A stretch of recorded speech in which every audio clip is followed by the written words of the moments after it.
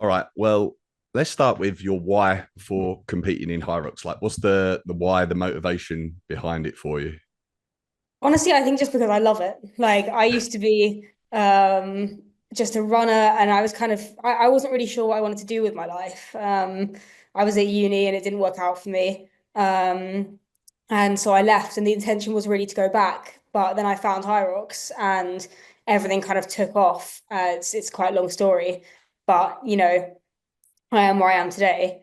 And honestly, it's because I love it, and if I can prove to myself that I can do hard things and other people. And I think if there's one lesson that I've learned that I'd love to like pass on, especially more, I don't talk about it too often, but the sort of path that often gets sort of told to young people or people moving out, coming out of school or going to university as sort of the most obvious path. You finish school, you go to uni, you get a degree, you get a job. It doesn't have to be the right path for you, and Hmm. it wasn't for me. So yeah. Okay, awesome. Loving it is a good a why as any. So, let's talk about Vegas. We're recording this just over a week after Vegas, which was your first Elite 15 race. Um, how was that experience? Oh, it was so good. It was awesome. Obviously I went out there with, the goal was to qualify for Chicago. But I didn't want to put too much pressure on it because I knew that one, I had no idea how I was going to respond to jet lag because I've never even been to the United States of America, let alone raced with such a time difference as well. I think every HYROX I've done has either been in the UK, Ireland, or Europe. So yeah, I've never had to deal with jet lag. And yeah, it definitely took more of a toll than I predicted. Although maybe you wouldn't know it from the result. But yeah, my legs felt like they were still somewhere crossing the Atlantic. So um What was it? Did I was going to ask you about jet lag? Funnily enough, did it like were you struggling with your sleep while you were over there? yeah, it's a weird one. I think I for the whole time, so I went out about 5 days early. I landed on the Sunday and obviously raced on the Friday. Um I yeah, I kind of I couldn't get out of waking up at 4 or 5 a.m. Mm. Although I was going to bed at a reasonable time, I wasn't lacking sleep. But I think it definitely you feel the effects of maybe the travel or whatever it is. Obviously, that your body's a bit confused as to when you're training as well. And I tried my best to train. Well, I was doing kind of still for a lot of tape week double sessions, but just less like volume. So running less miles or less intensity a little bit, but obviously you kind of keep that up a bit in taper week. But I was trying my best to get my second session done around 5 or 6 o'clock so that I could start getting used to sort of training or racing at that time. Not sure, usually that's helpful for me. Not sure how helpful it actually was, to be honest. Um, I think it was just a really weird experience with how you feel, yeah, just training and in the race as well with whatever it is that has the effect on you. Mm. I think throughout the week training felt better and better. The first couple of days were awful, really, really bad. I went to do some like a small threshold session on Monday, which is pretty normal for taper week for me, and I just felt really bad, really, really bad. Like my heart rate was through the roof. My legs just didn't want to go, and I was like, God, this better improve by Friday because I put a lot of work in, and this is not normal. It Um, is like when like the 8 hour time difference over there is significant, isn't it? Because like say you're racing at whatever it was 6:30 in the evening, that's like middle of the night UK time. It's quite a significant difference, really. yeah, I didn't feel like I was racing at 2 a.m. Like I felt like I was racing at 6 by that time, but I think my legs just struggled a bit. I've never felt so kind of like not fluid on the runs, I think. But running something I've been well, it's always been my strength in HYROX, but even recently I've been working really hard on it and I feel really fit at the moment. And I just felt like I couldn't quite fully express that in the race. Mhm. Yeah, no matter how hard I tried, it was like there was sort of this glass ceiling, and my legs just didn't quite want to go.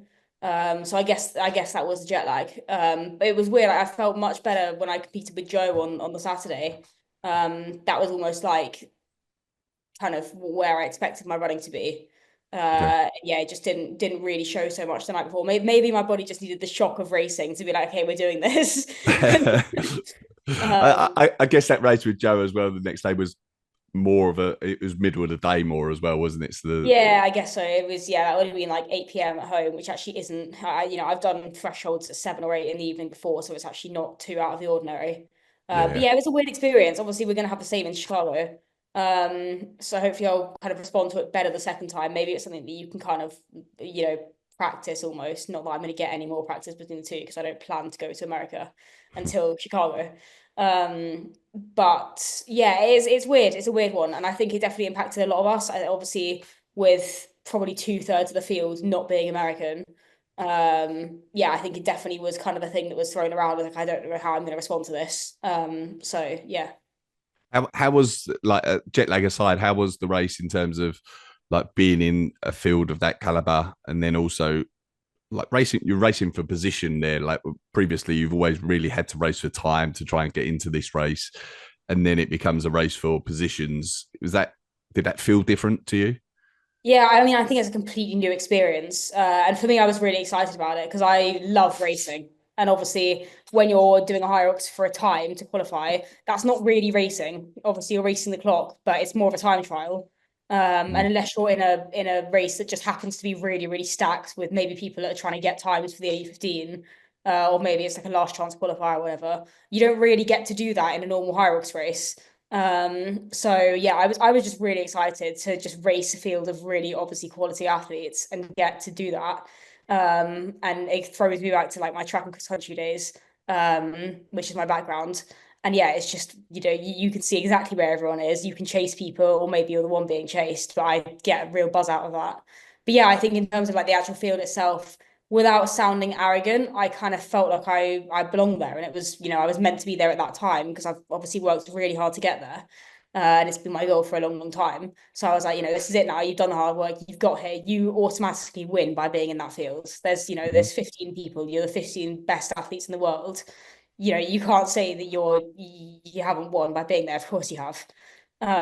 So for me, like having that knowledge took a lot of pressure off myself. I was like, by being on the start line, no matter what position you come, it's your debut. It's almost like a free hit, and I think I managed to take a lot of pressure off myself like that. And obviously, I knew Glasgow was there as well, so I thought, okay, if it doesn't happen this time, just take the experience. You win or you learn, and then I get another shot in Glasgow. And obviously, things went the right way for me, which I'm really happy about because it means that I get to just really enjoy Glasgow now. Um, but yeah, it was awesome just race a race and be able to actually kind of have that with everyone pushing each other along. But it's very tactical, and obviously I watched it live stream back almost immediately. I watched it back that evening because I just couldn't sleep, obviously. And you actually, I think, I mean, you see so much more of us as a spectator rather than actually in the race. And sort of seeing where people moved up. Like I wasn't actually aware that Linda had made such a massive move on the pool. And then I watched it back and I was like, oh my God, I didn't realize that happened. And so I was watching things like that. Obviously, there are certain points in the race, like I saw on the burpees, I could see Kate's neon yellow shoes creeping up on in my peripheral vision. But yeah, it's really exciting to actually race. Yeah. I can imagine. And like you sort of touched on the pressure, and you took pressure off of yourself, and it feels like I think I maybe said this on the live stream. Like there's been a lot of talk about you for a couple of years now, really in the UK and the UK races. Been a lot of like hype around you and like almost waiting for you to be in the elite 15, and it feels like you've coped with the pressure of that very well. Um, but I was gonna like Megan is coaching you. Yeah. Has she helped from a mental perspective at all, and like being able to deal with the pressure of these races? Have you found that a big help? Definitely, yeah. I think on my way to the elite, she always said to me, "Look, your time will come, and when it does, I think especially going into races where I qualified, her telling me this and also kind of repeating it to myself over and over again to the point where obviously you believe it and it becomes, almost calming, but kind of repeating to myself just the fact that the time, like, my time would come, and it would inevitably come at some point. And I was hoping it would be this season. And obviously that was the goal. And, I'm obviously over the moon that I'm there. But I'm also aware that I have a long time in this sport. And ultimately, what we're working towards to striving for is longevity.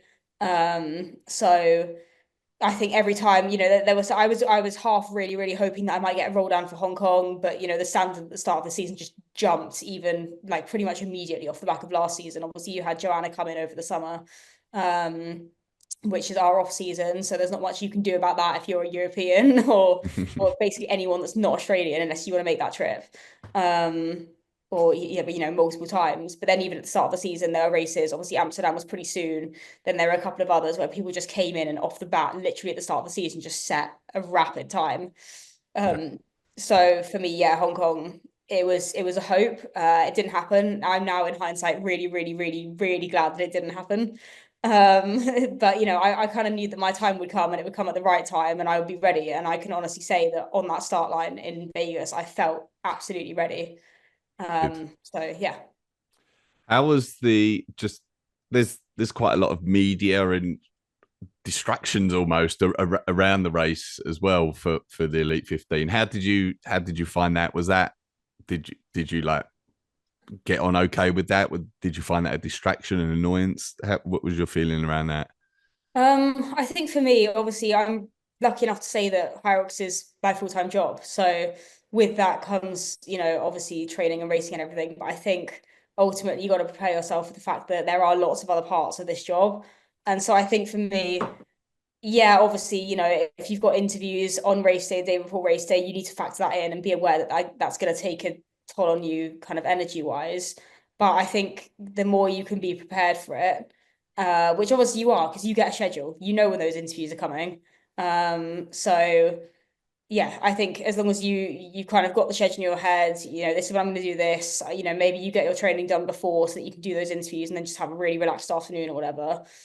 For me, it's kind of part and parcel. And so I try and just, be as grateful as I can that I get to do the interviews and I get to, be on these really cool videos that they're editing that go on the HYROX account and kind of, whoever you're doing the videos for, whether for me that's like Red Bull or, any other sponsors or HYROX themselves, try and just be grateful for that experience because I know that like a year ago when I wasn't in the elite or kind of, in or as visible as I am now, I would have loved to have those opportunities. So I think the more I can just remind myself that it's actually a privilege, and yeah, not to take any of it for granted, which I certainly don't, because this is my dream job, and I could be sat in an office from 9 to 5 or 6 every day, and I'm not. So, or I could still be at university, which I would have been had I not left 2 and a bit years ago.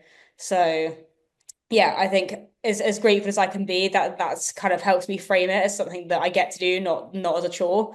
But yeah, there is lots of it, and I think it can be difficult, especially if you're someone that's not great with a camera. And I think learning to speak to the camera, do interviews, kind of, all of these bits of media is kind of a skill that I've had to develop and learn. I think on that finish line at World Champs in Nice, kind of like a microphone was just in my face with Lauren, bless her, and I was just like over the moon. I just won the thing. I was basically still crying. Did pick myself up before and I was wiping my tears, and I was like, okay, right now I got an interview, and I basically just like waffled.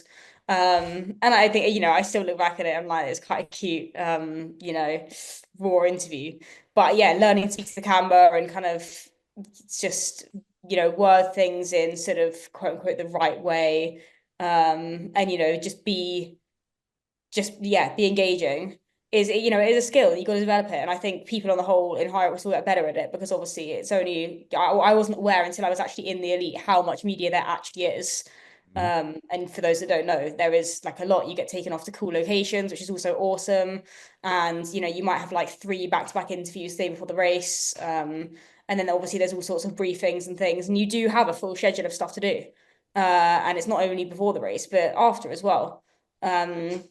But yeah, for me, if I can just be grateful and kind of look at these experiences as something that actually I really wouldn't get to do otherwise. Like that was a really cool location we went off to in Vegas, and they actually just put the interview up on YouTube and the HYROX Instagram, where Lauren and I and Fabian went off to I can't remember what the place is actually called, but they're basically those are these colourful rocks out on the outskirts of Vegas, and it was just really cool. And I wouldn't have even known that was there if they didn't take me there. So yeah. Yeah, awesome, love it.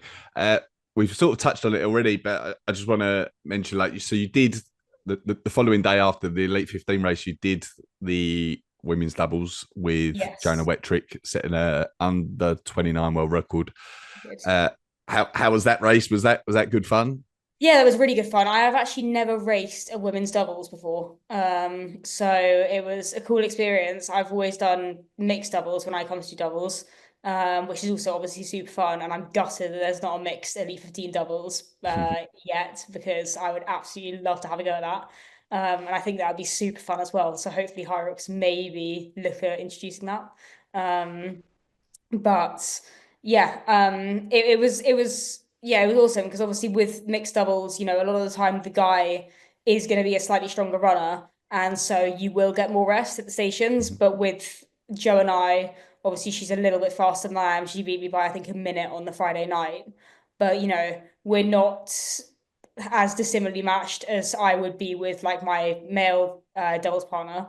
So yeah, you do take on more of the work and it is more intense. But yeah, it was super, super fun. I felt like I'd actually found my legs from the night before, which is odd because I think both of us were very, very lacking in sleep. But I think it's always fun doing a doubles the day after you do a solo race because there's just no pressure. Like ultimately, if your race the day before has gone well, you're celebrating. And if it hasn't, then you're kind of out for revenge on the course, I guess. Luckily for me, it Yeah. was the um, but yeah, it was just great fun and it was cool. Obviously, we'd met like 2 days earlier. We had our eyes on that age group record. We knew it was fairly doable. And yeah, it was awesome to just go out and kind of race a normal race, especially off the back of doing a grid race the night before, and also kind of see the differences in the course as well. But yeah, it was just like actually Vegas was like they really brought the energy. And I've kind of heard in the past that maybe American races aren't as kind of high energy and hyped up as like European or UK races. But I think they really, they brought the vibes and there were loads of people there and it was loud and kind of busy and it was great. Yeah, it was obviously really good fun. Yeah, yeah. It was certainly clear for me to see, like, for the American races I've been to, that Vegas one was like next level up from other ones that I've seen previously. It feels like it's certainly starting to grow over there now, Yeah. like it is here. Um, you mentioned like elite mixed doubles, hopefully at some point in the future. But are there plans for elite women's doubles this season? Yeah, plans have changed a little bit, unfortunately, with me and Joe, I think. I think basically travel and a few other logistics, which is a bit sad.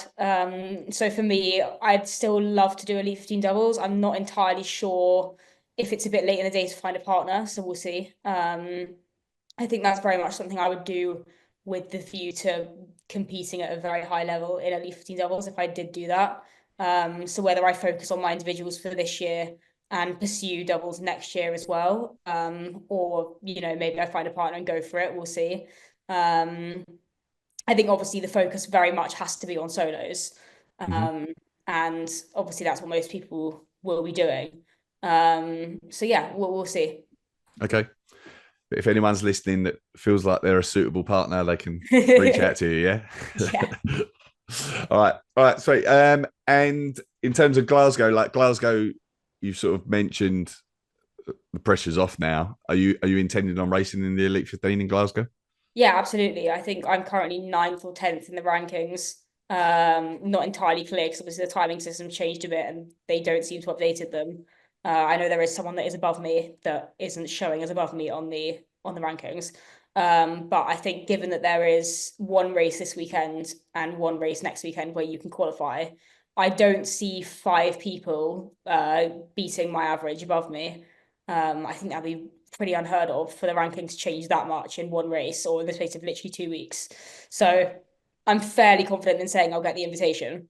And if and when I do, hopefully I will. Then yes, I do intend to take it and race. I think for me, Glasgow, obviously to not have the pressure of having to qualify, I think for me it's even more of a thing because Glasgow was actually my first HYROX 2 years ago. So it's like a massive full circle moment for me. And the fact that I get to go in with absolutely no pressure and just enjoy the thing, I think it's going to make for an even better performance. Because honestly, when I have no pressure on me, I just take that off and kind of just go in and say, just have fun with it. Those are my best performances. So yeah. Nice, nice. I was going to touch on that actually. That Glasgow was your first race as well. So if we sort of rewind a little bit about going back to how you found the sport and what you were doing before HYROX, like what is your sporting background? How comes you are so good at this? I mean, I've done sports all my life. Whether that's like in school, just playing, whatever it is, hockey or like netball or whatever. Yeah, I've done loads of different sports. Never really at a high level. I've also done a fair bit of skiing in my life, which is one of my favorite sports, but unfortunately, obviously, you can't do that year round in the UK. Well, not really at all unless you go to Scotland. But yeah, I used to do a little bit of racing, and I honestly think some of the muscular endurance and strength in my legs that is required for HYROX comes from skiing. Mhm. And doing like days or weeks of skiing where you are literally doing 5 or 6 hours a day for like a whole week. I genuinely think that's helped. Um, but yeah, apart from that, I got into running when I was like 15 or 16. Um, Purely as like a kind of mental health outlet, I think, slash to get healthier.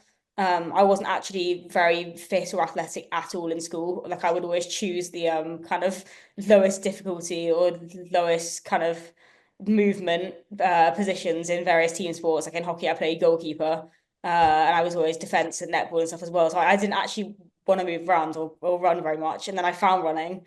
And yeah, I kind of just really got into it, especially over lockdown when we had COVID. Obviously, you couldn't really do much. And that's when I just went from like barely being able to run 5K in half an hour to breaking 20 minutes, literally in the space of a few months. Wow. Um, so I suppose I kind of found my thing. And then yeah, I just carried it on. I joined a club. I was never like really, really, really insanely good. I broke 5 minutes for 1500. And I think my fastest 5K was like mid to high 18s. Um, but I was never absolutely outrageous for my age. There were girls doing like 2 minutes quicker than me or more at 5K. And girls running like nearly a minute quicker than me for 1500. So yeah. And then I finished school and started uni like immediately after the summer. And I just wasn't on the right course. It wasn't right for me. It also probably wasn't the right time in my life. I think I was very burnt out and just lacking kind of direction, sense of purpose, what I wanted to do. I really didn't know. And I feel like I kind of just fell into like the easy choice path, which was kind of like follow what my parents did. And I realized pretty quickly after joining uni that it just wasn't actually, yeah, for me or the right time or the right course. So I ended up leaving quite soon after I joined. Um, and I was back in London, kind of doing my running, going to some fitness classes, trying to kind of make some friends back in London and kind of figure out what I actually wanted to do. The plan was to go back the next year and hopefully by that time having found the right course for me or have some kind of idea of what I actually wanted to do. But literally within that year, I'd found HYROX, decided that actually I wanted to pursue fitness, and I was kind of going down the coaching road.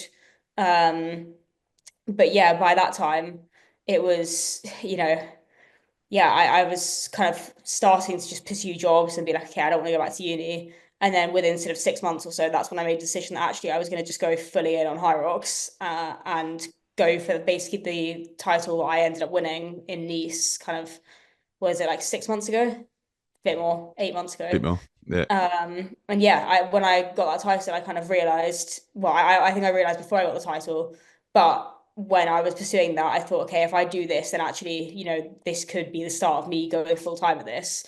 And there were various people starting to kind of carve their way into being full-time athletes at HYROX, and I realized that it was a possibility. So yeah, I was kind of like, if I can pursue this, then great. And yeah, an opportunity started coming along about this time last year, and that ended up becoming this. Um, Which so is for people listening is the Red Bull cap. So you're a Red Bull sponsored athlete, right? yes. Yeah, yeah. And so yeah, about a year ago, I kind of caught wind that that was a possibility. And so that's when I thought, okay, right, if that's a possibility, then I need to win this world title. And so yeah, that's kind of what I focus my efforts on for the next 3 months. And I guess, here we are. So yeah, it's been a bit of a journey. And at times it's been, hugely risky in terms of like, leave uni, leave a job, don't pursue a path that would be kind of certain stability. And for me, especially, I'm not someone that enjoys instability at all. I really, really, really don't thrive off it. So it's making some of these decisions has been some of the hardest and most challenging things I've done in my entire life. But ultimately, I think I just had this faith that the outcome would be kind of the one that I was reaching. And I think one of the things that has always been true of me is that if I want to achieve something, I will absolutely stop at nothing until either I've realized that there is just no way or I achieve it. And for me, that was one of those things. So yeah. Awesome. Love it. Love it. Let's talk about Red Bull and like that experience so far. We've had a few Red Bull sponsored athletes on here, and I've got to say that like they all rave over it, the experiences that you get. Like I think you've been to the Athlete Performance Center. Can you, and I know it's early days, but can you tell us a bit about your experience there so far? Yeah, I mean, it's been probably 6 weeks odd since I signed my contract. So yeah, it really is early days. But within literally a few days of signing my contract, I went out to the APC, the Athlete Performance Center in Salzburg. And it was actually the Winter Athletes Camp. I think it's the first time they've actually held this kind of thing. But it was for all UK athletes. There were about 10 to 15 of us there. And it was really awesome to meet some athletes from other sports for a start, because obviously some of these guys have been Red Bull athletes for over 10 years, like Matt Jones, G. Atherton were there. And yeah, these guys are insane at what they do. Obviously, I mean, we all are athletes, but these guys are doing absolutely crazy things. Like if anyone listening has watched Red Bull Hardline, yeah, you'll know what that is. And it's just absolutely like, these are things that I absolutely couldn't do. And they're doing huge tricks on bikes and skis and other extreme sports, going at absolutely ridiculous paces on bikes down technical tracks and things. And yeah, meeting them, kind of learning about what they do, learning about what kind of people they might have in their team, what kind of training they might do was really eye-opening. Because obviously for Jake and I who were there, it was just like, every day we turn up to the gym, we either lift some really heavy weights or we do a long, long, long time on an erg or something, and it's really monotonous. Or we just go out and we run, or we run really fast in circles. And we push and throw heavy things around. But at the end of the day, all of this stuff's really low skill. It's just really, really monotonous, and you just spend a lot of hours every week doing it. So to kind of learn about different things that people are doing, like things for reactions, like even like lots of cognitive things that they need or tests they need for like concussion and things, was just like things that I haven't heard about or experienced or wouldn't think about because they're just not things that I need. And yeah, especially being in the APC as well, I mean, it's an incredible facility. Like what don't they have there? Yeah, like there's things there that I wouldn't even know what they do. Or what they're for. And you kind of walk in and there's all these crazy like bits of machinery that are obviously for testing different things or training different things. And I obviously got a glimpse of it for the 3 or 4 days that I was there, and I'm actually hoping to go back before Glasgow for a few days because I would like to do some testing. Um, I was going to say, was there any testing or like training methods or like pieces of equipment or anything like that that you used that you think will be of benefit to you as a HYROX athlete? Um, they've got loads of things where you can test lots of like you can test force. Okay. And for me, I'd like to go back to find out about some imbalances because I know there's a little imbalance in my hips. And I'd like to kind of find out as much as I can about that and how I can fix it. Mhm. It's not something that's really affecting me, but I always find if I've got niggles or just things that are a bit tight, it's always one side, or Mhm. one side is always way worse than the other. And obviously, I don't want down the line for that to become an injury or a weak point that has potential to be injured. So yeah, like finding out about that sort of thing. There's all kinds of different things measuring force for various different athletes. There's things with like steering wheels and stuff like that for drivers, um, which obviously for me is not useful. But seeing how they test those kind of things is really, really cool. Okay. We did like a reaction test as well whilst we were there, which I was actually surprisingly good at. Obviously, you don't really need reactions via HYROX unless you're kind of dodging out the way of people in a busy run track. But yeah, that was really, really, really good fun. And especially for that week, they put on loads of different things for us all to just kind of get to know each other a bit more if we were newer, or I guess reconnect for people that haven't seen each other for a while, and kind of dip our toes into different things that we might not usually like do or need in our training. But at the same time, I mean, it was a great week. It was so flexible as well. There was understanding, obviously, as usual, that if you need various types of training or time, to yourself away from what was on the agenda, that was absolutely okay as well. Obviously, it being like less than a month out from Vegas, and I think Jake as well, there were various things that we kind of opted out of because we needed to fulfill our own training. Mhm. Um, but yeah, it was incredible to just be in that facility. When you walk in every morning, there's this big TV screen with the names and little profile picture of everyone that's there for the day. And yeah, it's just to be on that wall with those names was incredible for a start. I think, even now I'm kind of pinching myself that I have this hat on my head every day. But yeah, it's for that whole week, I kind of felt like I was on like a guest experience type thing. And I was like, when I go back home, everything will be normal. It will go back to how it usually is. And I'm like, no, no, no, this is actually your normal now. Yeah, yeah, yeah. Um, so yeah, It must add that like sort of professional feel, like it sort of gives you that feel that wow, like I'm a professional athlete now, you know. yeah, it was. I mean, it was an awesome way to kind of start what is, I guess, the next chapter of my career and me being officially a professional athlete. But yeah, just the caliber of people and obviously also the specialists that they have there that you can work with. You can go out there if you're injured or not, and you just need testing, or actually if you just want to focus on some training for a week or two. And the amount of help that there is and resources that you can access is incredible. And yeah, like I was having lunch one day in the athlete room there, and Jurgen Klopp just walked in. It was a very, very funny experience because obviously, with the kind of like caliber of person he is, I'm just eating my lunch, and he was shooting some sort of media because he's taken on a role at Red Bull, which obviously has been announced quite recently. But yeah, I guess they were shooting things for that, and so he had like cameras and all kinds of people on him. But I think a few of us were just sat there and we were like, oh my God, when Awesome. someone like that walks in. Love it.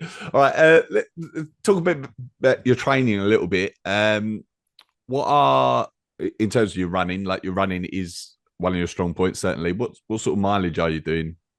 I think at the moment I'm sitting somewhere between 80. Like the biggest weeks I've hit recently have been like 100K, but that's definitely excessive. And to be honest, 100K weeks creep up on me. Like I'll kind of be logging my mileage or runs for the week. Bearing in mind I log everything, like warm-ups and cool downs, that's all included. Um, and yeah, maybe it's just like I've done an extra little bit on my cool down because I'm doing a session and I've ended up a bit further away from home than planned or whatever. And I've done that, or I've just like, yeah, done, 15 extra minutes on an easy run or something. Then obviously you've got running volume and workouts and it adds up. And I get to Sunday and I'm like, oh my God, I'm at 90K and I'm doing a 10K run. Do I really need this one? I don't know. Yeah, there's definitely not 100K in my program. That's definitely like excessive in terms of what they're setting. It just sometimes creeps up, very rarely, to be honest. And I think 100K you definitely feel the week after. And in terms of like HYROX, yeah, like 100K is definitely not necessary. We're not running a marathon here. So yeah, What is more typical? Is like would 80 be fairly standard or yeah, I think 80, somewhere between 80 and 90 at the moment. right? So yeah. Okay, okay. And then uh like I know Megan's programming for you basically, but is that are you splitting that? Like, is there still a decent chunk of zone two, a decent chunk of threshold, a decent chunk of like faster pace intervals? Like, do you sway more towards one than the other or anything like that? Yeah, there's a lot of easy volume in there. I think a lot of misconception about HYROX is that more hard work is equals more results, and that's definitely not true. Um, I think in terms of like the pace that I'm doing like harder runs at, I'm actually very rarely touching anything faster than race pace. Um, if I'm even touching race pace, that's pretty like I guess rare. Meg sent me a session a couple of days ago, and it was more on the speed side. Like for context, I was doing hitting paces that were like sub 330 per K. And that is like the rarest thing. You will literally never see that. When I saw that in my program, I was like, oh my God, she's treating because you get to absolutely send it, and that's not something that's very common. So yeah. Um, Have you changed your opinion or approach if you think back to, let's say, just over a year ago and where you're at now, where you're running? Have you changed your opinion on sort of like the types of running sessions that you think are beneficial for HYROX or not? yeah, Not really. definitely. I think actually the kind of the volume's gone up and the intensity's gone down a little bit. Okay. but yeah, I think like a year ago, especially, I was definitely still of the attitude that more is more is more. Like I always need to be doing more. I need to be doing more intensity. I'm doing intensity like literally almost every day, whether that's running or, absolutely sending it in on the ergs or some kind of session in the gym, and, pretty much like battering myself every single day. And, I'm fairly lucky that I'm young. And so, recovery is kind of on my side a bit more than it would be if I was like 10 years older or maybe 20 years older. But at the same time, it doesn't mean that I can just use that as an excuse to just absolutely go for it all the time because, one, I can, recover a little bit quicker. And two, obviously it's my full-time job. So I can, eat and sleep and put all these measures in to recover better. Um, but it's just not necessary. Like you just don't get the adaptations. And I think I was kind of chasing my tail for a while. And for a while I kind of believed that, yeah, that's absolutely, this is great. I'm gonna, make improvements so much faster because everything I'm doing is really hard. And for a few weeks or a couple of months, yeah, it works. You will see like improvements. And then all of a sudden you plateau and you're wondering why it's happening. And so I think for a while again I was plateauing and I was like, right, okay, must do even more then to break through. And you just end up burning out, which is exactly what happened. And I'm really, really, really, really lucky that I got to the start line of Worlds in a position to put in the performance I did. Because if I kept going the way I did, honestly, I could have burnt out like Really? very, very soon after Worlds. If Worlds was a month later, I'm not sure I would have come out with the result I did. Because I was just absolutely going for it. I went out to Club Santa in Lanzarote for a training camp, which is great. It was probably one of the best things I've done. Um, but whilst I was out there, again, I was just because it's obviously an absolute training, heaven. You got absolutely everything there you need. It's hot, so you can recover even quicker. Um, and it's just like everything there is like eat sleep train. And yeah, so I was just doing silly amounts of volume and intensity. And for a while it worked, and it probably almost the right dosage to get to world champs in the condition I did. But yeah, had I have carried on doing that for a few more weeks, I wouldn't have been the athlete I was. Okay. Okay. All right. It timed it well then. Yeah. Uh, um, we met briefly in Poznan, Yes. and you told me then that you'd been working on your burpees a little bit. Yeah. Um, can you just talk about that some more? Some of what you found has helped your burpee broad jumps and what you've been doing in training to help with those. Yeah, well, again, like I said a minute ago, I think my attitude last season was very much more burpees, must just do silly amounts of volume and then, it'll feel easier in the race. And that just wasn't the case. I was doing loads of burpee workouts and loads of variations. And, you see all these things online of like, if you want to improve your burpees, do this variation, do that variation. And actually that wasn't what helped because if you look at when any of my burpee splits from like any race last year or before, literally any race until this season, my burpee split every single time was somewhere between 330 and 345. Uh, it just didn't improve, sometimes even slower. Um, and so, okay, I obviously started working with Meg and kind of stripped things back and went, okay, what's the real issue here? Because it's obviously not my capacity. And when you break your burpee down, essentially it's a press up and a jump, um, without the standing up part. But obviously, if you can get off the ground quicker, then you're going to do a rep quicker. So, and that movement is a press up or a bench press. So, but working on that was one thing. And then the other thing is obviously a jump. Being 5'3", my legs aren't that long. I can't travel that far, but what I can do is get on and off the ground quickly. So if I could get on and off the ground faster and travel further, so you do less reps, then that was kind of the key. Um, so yeah, like working on my power and ability to maintain like a longer jump has definitely helped because I definitely now do less reps. So yeah, that helps. And then also if you saw in Vegas, I had kind of sometimes use a technique where you use your knee to help yourself help you get up, and it doesn't look the best, but you save so much energy. And it puts way less fatigue into your hips. So yeah, there's a little, I guess, Easter egg nugget of information there. It doesn't look very pretty, but it's definitely like allowed. And for me, it's helpful. I've seen other people do it as well. Um, so yeah, that especially when you're getting a bit tired, or maybe you're just on like the last 20 meters or so of burpees, and you just need to get a little bit of breath back before you go into that next run, it can be handy. Okay. All right. Nice. Like it. So is it fair to say that you do less burpees now to that like and that's helped with your burpee broad jumps. Like you're more breaking the movement down. So you're doing bench press, you're doing chest stuff, you're doing the jumps. You've got this technique, but in terms of just like pure burpees, you're not doing so many of them. Is that fair to say? Not really. They're obviously in my program. I don't do zero. But yeah, I'm not doing extreme volumes of burpees in the hopes that I'm going to improve my time over 80 meters. Yeah. Okay. All right. Nice. Uh, Mindset. Where does your mind go in a race when things are getting tough? Do you lean on anything to help dig deeper? Um, I think I've been asked this recently as well, and I think the thing that I always go back to is how much I actually want that, first of all, like, why am I doing this? Like, what was my goal coming into this race? So for Las Vegas, for example, it was obviously, I want to qualify for Chicago. And it's always, okay, how badly do you want to qualify? Because the person that's chasing you down, that's 20 seconds behind you, really wants to qualify.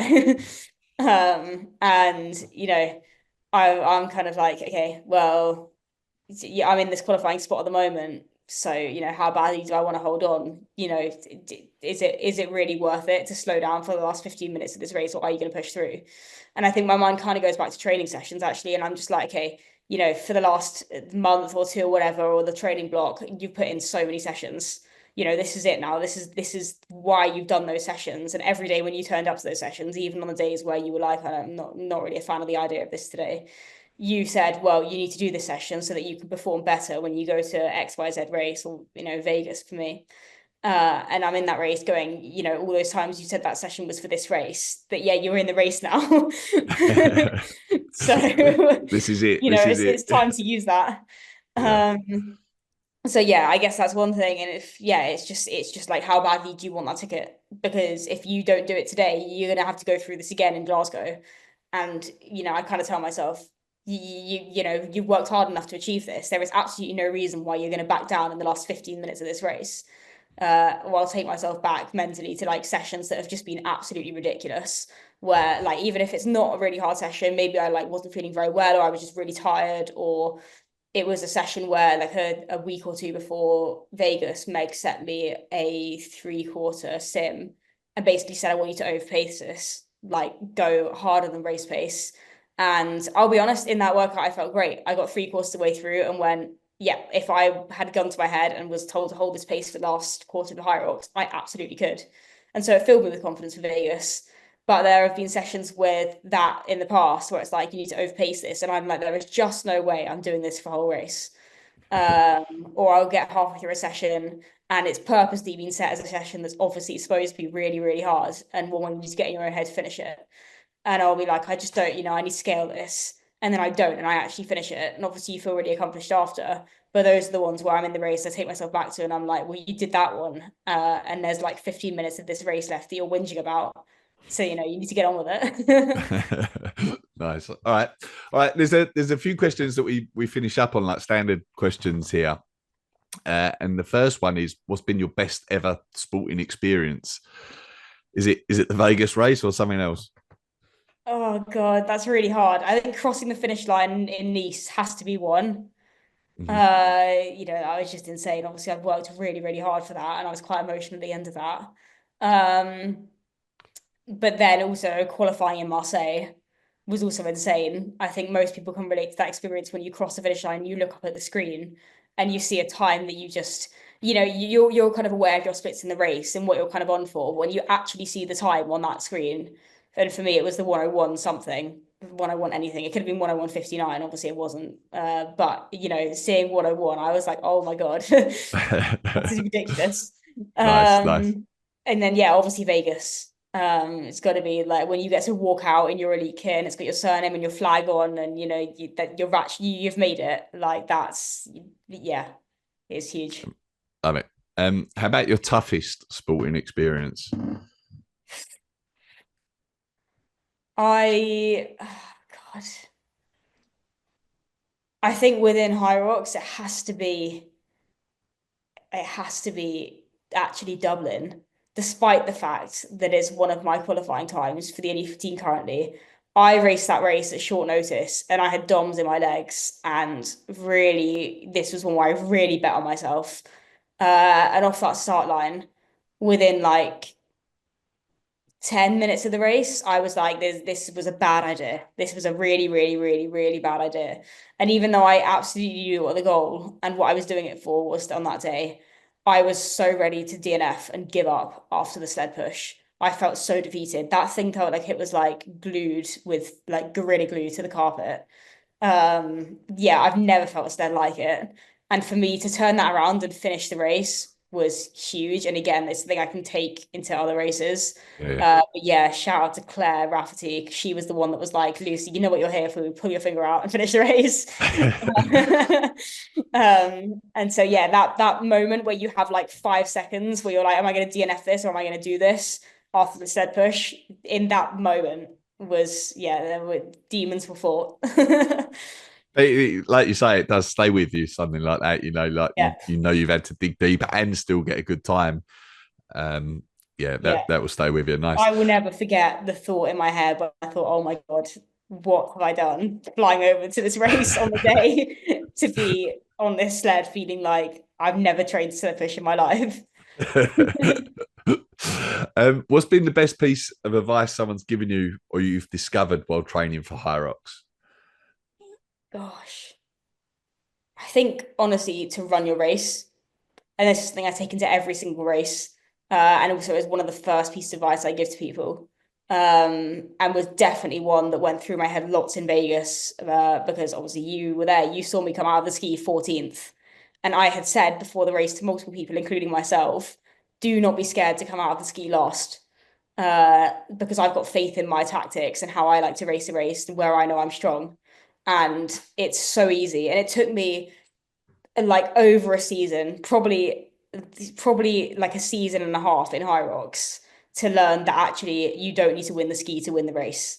Mhm. And I think that can be used as a metaphor as well for like loads of things, even in training.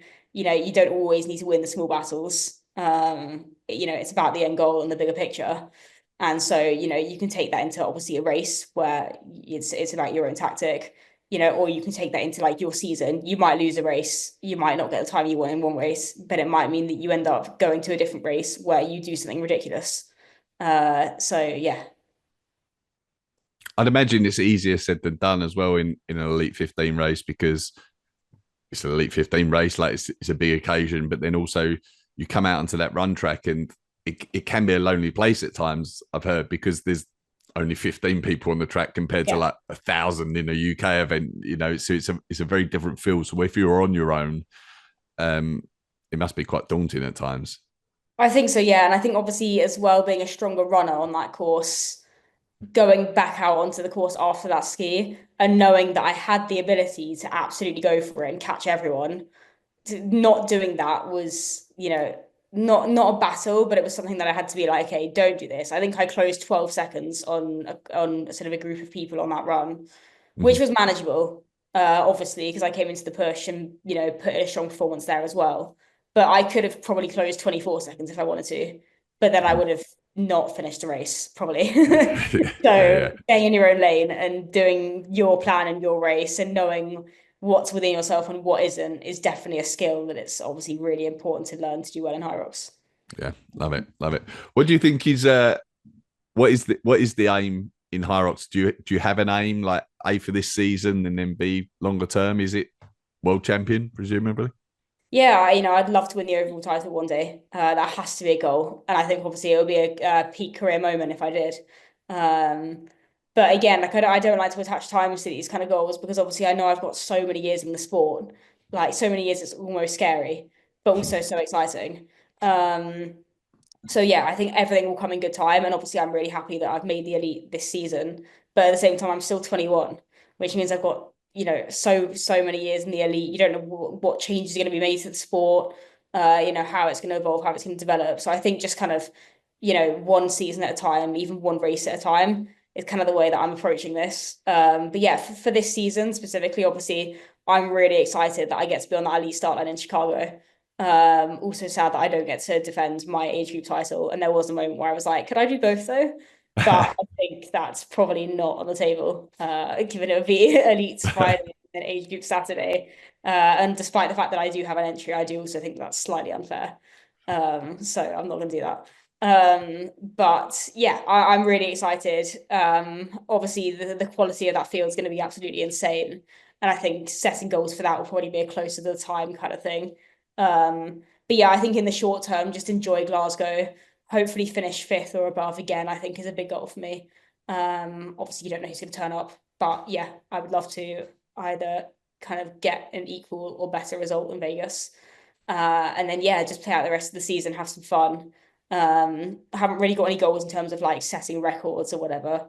I think, those kind of crop up. Those kind of crop up as like an ad hoc thing. And like breaking that world record with Joe was like we knew we were doing a doubles and it was like, what's the age group record? Is that doable? And we were like, yeah, it's doable. Okay, let's go for it. But those don't tend to be things that I specifically like train for. Yeah.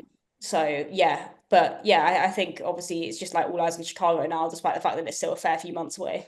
So yeah, it's super exciting that I get to put in like a big block, knowing that that's the goal rather than like obviously had it have come to it, I definitely would have done Barcelona as a last chance qualifier. But I'm really, really glad that I don't have to do that. So yeah, Yeah.